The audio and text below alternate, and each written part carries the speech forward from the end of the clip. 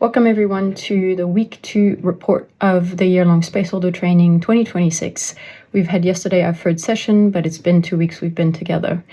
And I want to report on how marvelous the quality of noticing and self-observation that we have as a team, noticing each person noticing what's happening with them with the field of the year-long Spaceholder Training, but also how what's happening with them is creating that field of the year-long Spaceholder Training.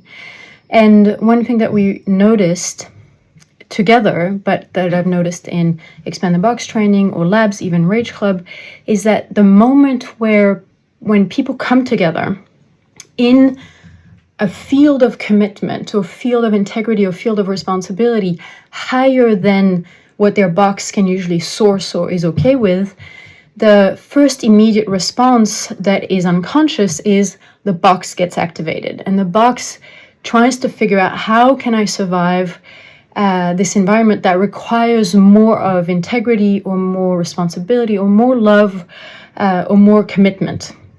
And even for people who have been spaceholders and who have held space, when they're faced with also up-leveling their own level of commitment, that is still the strategy. And so we were noticing a lot of strategy of hiding in a big group of 77 people, also the strategies of pressuring oneself and trying to match all sorts of invented expectation of, I have to read all the message, I have to do all the assignments, I have to figure out how to behave and how to be a good spaceholder in this training. And I'm sort of laughing because part of this training of the year-long Spaceholder Training in possibility management for archiarchy is how to dismantle that, is to dismantle the immediate reflexive necessity to be in survival when there's this possibility, basically. But it's also not surprising that it's showing up, because, as I said, it's how we've learned to engage with the world from a place of modern culture.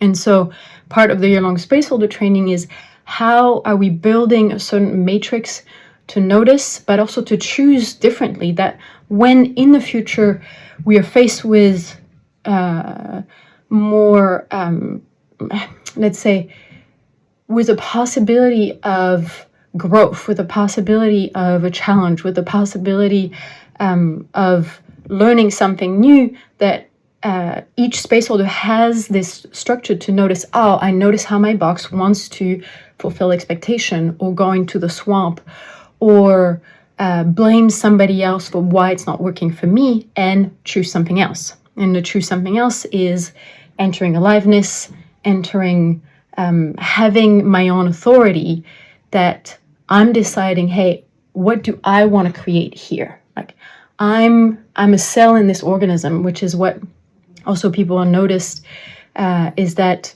this is one gigantic organism, the 77 people, and each spaceholder is a cell.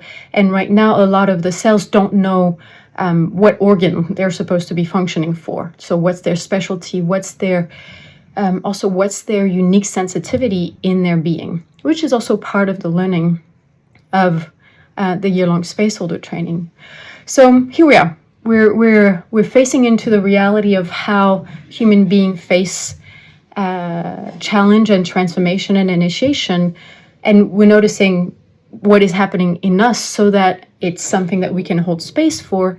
And like I said in the group yesterday, I think I used to have a tendency of trying to skip that part and trying to avoid looking at it and saying, okay, we're just going to get through these box resistances and get to the juicy stuff, like get to the creation part, the collaboration part. And I think with this jump, people would actually not be able to notice what they're doing or what their box is doing to them, and then would actually accentuate more the strategy, because they didn't take time to look at it. So this is one thing that we're up to, is taking time to look at it, but not just bathing in trying to dig through our underworld, but more using these survival strategies. Okay, these are stepping stone. This is my edge. This is where I'm playing at. Whatever limiting thoughtware, stories, identity I have, this is my stepping stone to try something unreasonable.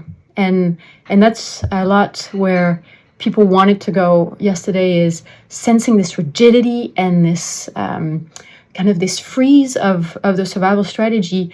And instead of, they really got this click of like, instead of trying to be this good possibilitator, this good space holder, which is just strengthening that rigidity, is let me go unreasonable. Let me get rid of my censoring of my impulses or what I want to say or what I'm feeling, and more.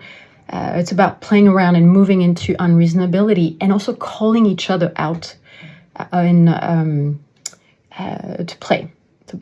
So this is where we are in the second week, and there's also impatience for some people who have done quite a bit of work with their swamp and their pressure, in their box, owning their path of transformation of wanting to move into playing a bigger game in their life. So the doors are opening towards what game world are you holding space for? What arc and specialty are you holding space for? Beyond the ones that are more established in possibility and management. So cracking these little door opens for the light to come from the back, through them, into the world. See you next week.